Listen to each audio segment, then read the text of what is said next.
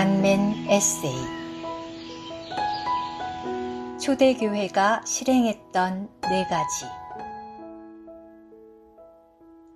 저를 포함해서 적지 않은 분들이 초대교회에 대한 어느 정도의 환상과 기대가 있습니다. 즉, 현재 주변에서 보는 교회들의 모습이 조금은 실망스럽지만 적어도 초대교회 때는 안 그랬을 것이라는 생각 같은 것입니다. 실제로 사도행전에서 초기 교회 생활을 묘사한 구절들에는 격려가 될 만한 것들이 제법 있습니다. 예를 들면 믿는 이들이 함께 살면서 개인 소유물을 팔아서 필요에 따라 나눈다거나 한마음 한뜻으로 자주 모이고 음식도 함께 나눠 먹고 날마다 하나님을 찬양하고 주변 사람들 눈에 좋게 보임으로써 구원받는 이들의 숫자가 나날이 늘어난 것 등입니다. 그러나 이런 밖에 드러난 모습들의 이면에는 아래 말씀과 같은 실행들이 있었다는 점이 아침에 묵상하면서 깊이 만져졌습니다. 사도행전 2장 42절. 그들은 사도들의 가르침과 교통 안에 꾸준히 머물며 떡을 떼는 것과 기도하는 것을 꾸준히 계속하였다. 많은 때 사람들은 잔잔한 호수 위를 평화로이 떠다니는 오리떼의 모습만을 볼 뿐 그 수면 아래에 부지런히 움직이는 발이 있음을 잊어버립니다. 그러다 보니 초대교회로 돌아가자며 공동체 생활을 포함한 이런저런 시도를 해보지만 결과는 충분히 만족스럽지 못한 경우가 많습니다. 사실 성경에서 교회는 단지 부름받아 나온 한 무리, 에클레시아만이 아니라 더 깊은 존재 이유가 있습니다. 성경은 교회를 그리스도의 몸 혹은 그리스도 자신의 충만으로 정의합니다.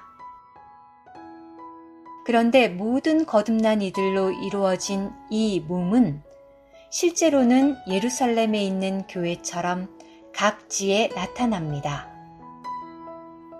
따라서 각 지역 교회는 한 몸의 일부로서 이방인들 앞에서 그 몸의 특성을 살아 표현해야 할 책임이 있고 다른 지역 교회들과도 유기적인 연결이 있어야 하며 무엇보다 몸의 하나의 간증을 지녀야 합니다. 아래 내용은 교회에 대한 이러한 기본 인식을 바탕으로 위 본문에 있는 4가지 항목을 묵상한 결과입니다. 사도들의 가르침. 주 예수님은 하나님의 뜻을 이루도록 메시아로 이 땅에 보내어지신 분입니다. 그분은 부활하신 후에 내가 여러분에게 명령한 모든 것을 지키도록 그들을 가르치십시오. 라고 제자들에게 당부하셨습니다. 이처럼 사도들의 가르침은 주님께서 당부하신 그 내용을 동일하게 가르친 것이므로 성경에는 여러 사도들이 있었지만 위 본문은 그들의 가르침을 단수로 표현했습니다. 그렇다면 이 가르침은 무엇인지를 묵상하던 중에 주님께서 이 땅에 오신 목적을 말씀하신 몇 구절들이 떠올랐습니다. 먼저 그분은 자기 백성을 죄들에서 구원하시고 양들이 생명을 얻고 더 풍성히 얻게 하시며 내 교회를 건축하러 오셨다고 말씀하십니다. 그런데 주님은 자신의 십자가의 죽음과 부활을 통해 이 목적을 이루셨고 또 지금도 이루고 계십니다. 조금 더 추가하자면 그분은 십자가의 죽음을 통해 죄들의 용서만 아니라 우리의 옛사람을 포함하여 그리스도가 아닌 모든 것을 끝내셨습니다. 또한 그분은 부활하신 후에 생명 주는 영으로서 피조물인 우리 안에서 생명이 되시고 이 생명을 더 풍성히 주실 수 있는 길을 여셨습니다. 그 결과는 그분의 충만인 그분의 몸, 즉 교회의 건축입니다. 실제로 위 본문 바로 앞에서 베드로가 전파한 핵심은 나사렛 사람 예수님 자신과 그분의 죽음과 승천을 포함한 부활인데 이 세 가지가 사도들이 공유했던 사도들의 가르침이라고 할 수 있습니다. 그러므로 몸 안에서 이 죽고 부활하신 주 예수님 외의 것을 지나치게 강조하면 분열이 생기고 이 세 가지 이외의 것을 몸 안에 가져오면 그것이 바로 다른 가르침입니다. 사도들의 교통. 여기서의 교통, 코이노니아는 위 사도들의 가르침에서 나온 어떤 것을 가리킵니다.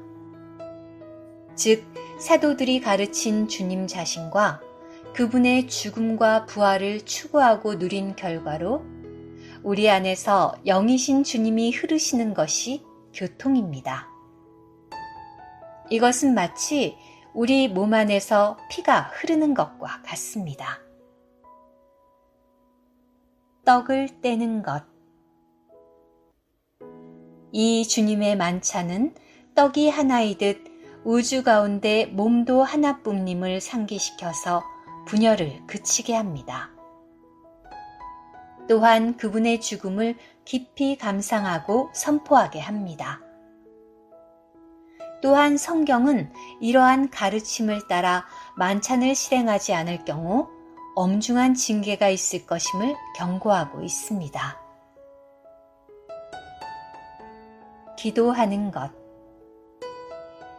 여기서 말하는 기도는 엄밀히 말해서 주님의 뜻인 그리스도의 몸을 건축하시는 주님과 동역하는 기도를 암시합니다. 주님은 그분의 뜻에 따라 구하면 응답하십니다. 여기까지 묵상하고 추구했을 때 제 안에도 소위 말하는 초심에서 멀어진 부분이 있음을 시인하지 않을 수 없었습니다.